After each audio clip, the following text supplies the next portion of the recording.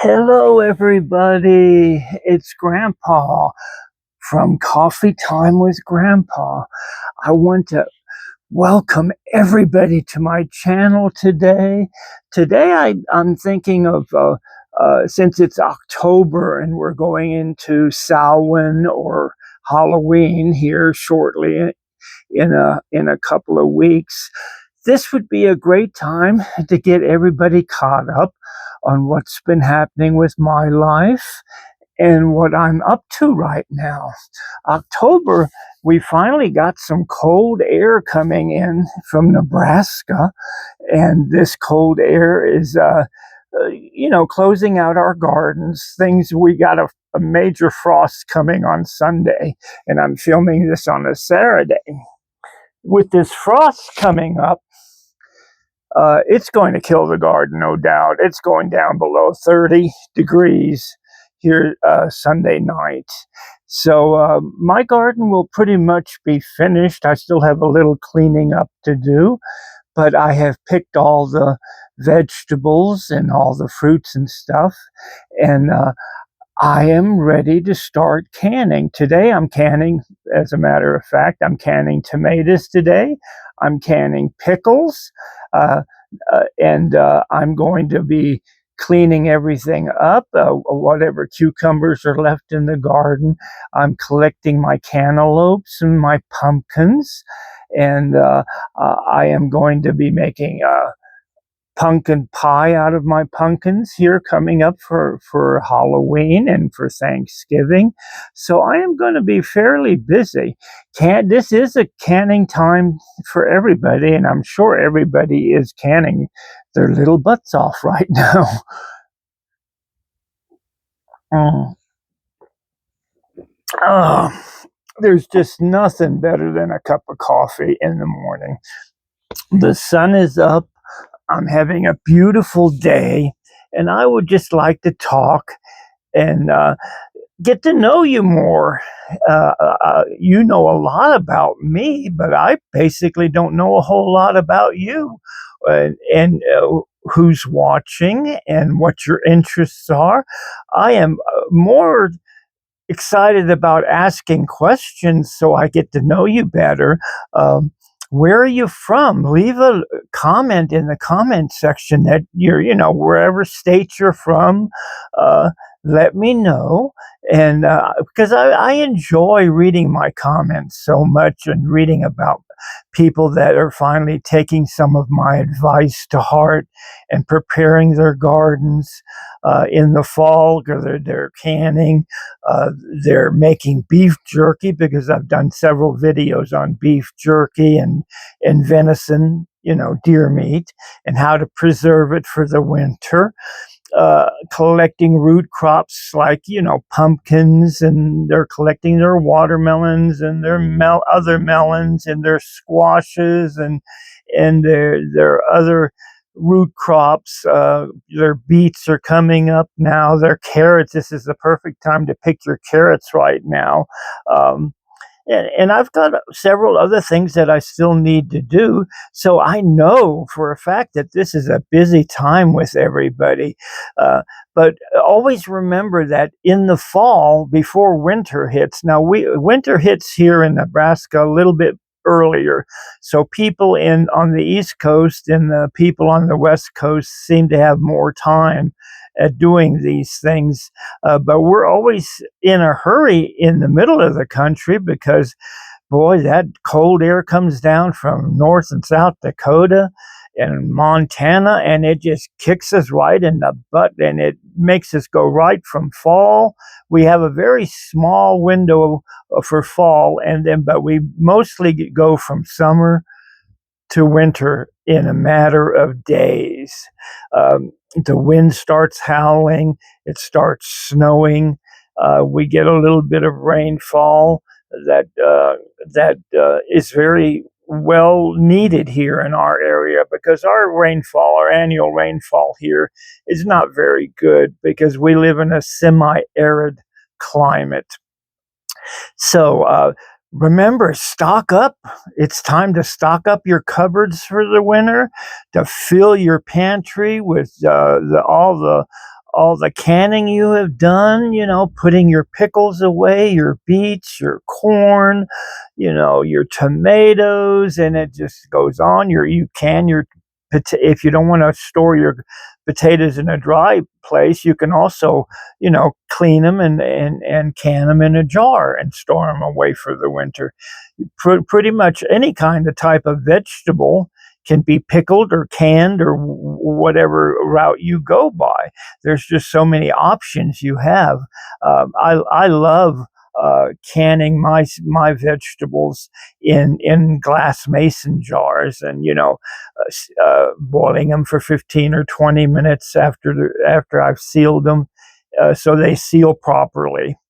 Uh, Now, making your house warmer also, this is the time of the year that you really need to check your windows and your doors so no cold air is coming in.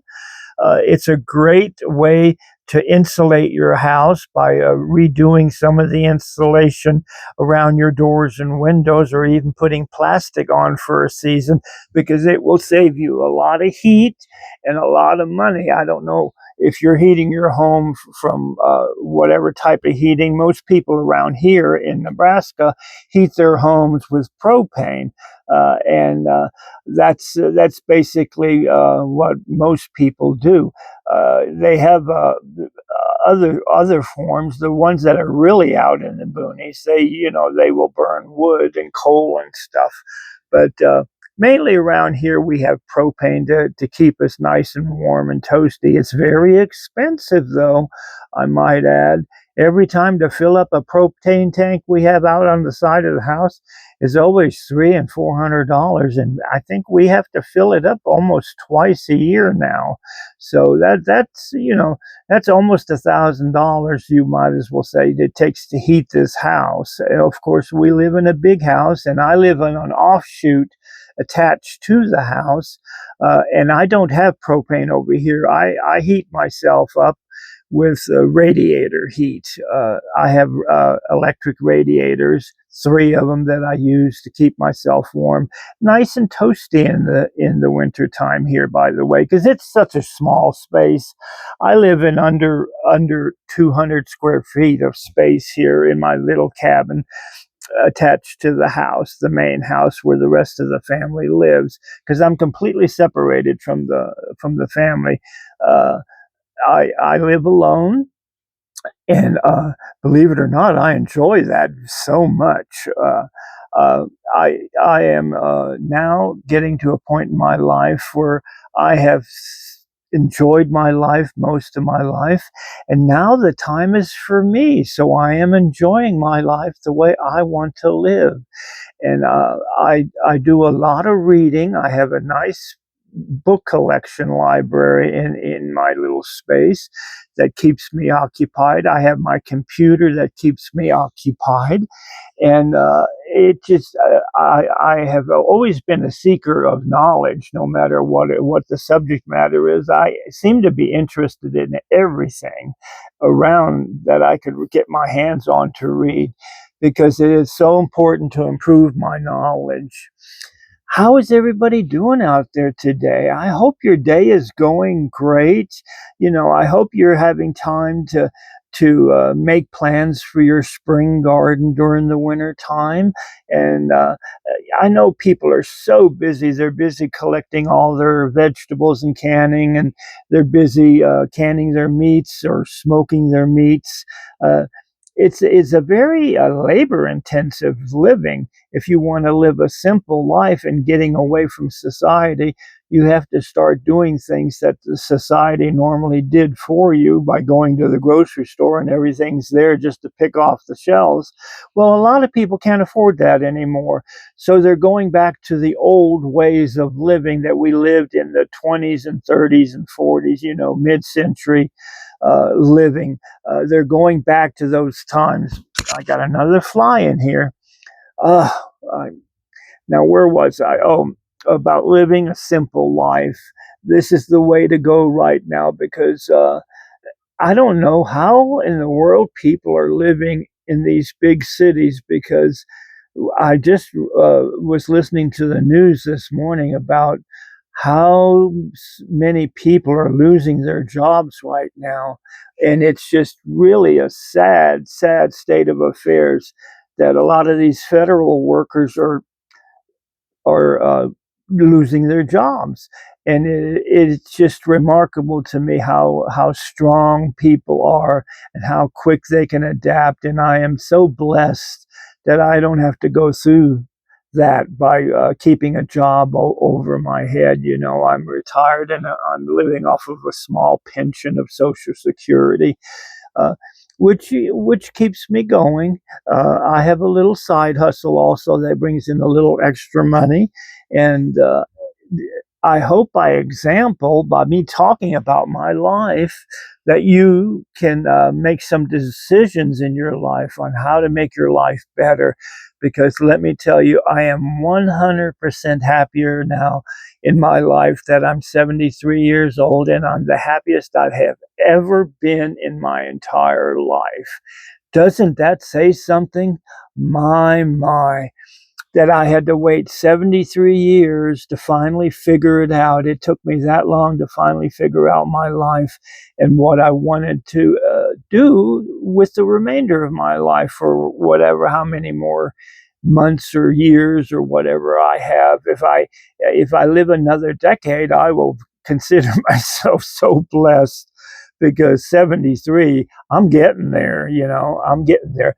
But I'm pretty healthy. I'm dealing with a few medical problems that modern society has it under control. I'm a diabetic, and I've been living with it for over 10 years now, and I'm going to live with it for the next 10 years. It's just one of those things that life throws at you. When life throws bad things at you, look in the mirror and put a smile on your face, because hallelujah, you're alive, and that's all that matters. You have many, many more days ahead to live a good life. Live a life from day to day. Don't live for the future, and don't live in the past. Always live in the moment. That is my advice to all my audience out there. I love you all dearly out there. I'm so glad you found my channel, and I pray that you will all often leave comments in my comment section, share my channel with your friends and neighbors, and like my channel. And the most important thing is subscribe to my channel, because it's free. It doesn't cost anything. Subscribe, because it makes this old man happy, and it helps me grow and get my message out to the algorithm that YouTube uses. Uh, that subscription button is so important, because it tells the algorithm what type of people are interested in what I have to say. I'm sending blessings to everybody. I am so thankful everybody is healthy, and sending blessings to everybody out there to have a blessed life, to have a good life, and to heed my wisdom of 73 years. Get ready, because we are going through some hard times right now. So be prepared. Don't be in a position to where you're not prepared for what's coming in the future. Love y'all. And guess what? It's that time on the video where I always say, guess what? See you next time. I love you. Bye bye.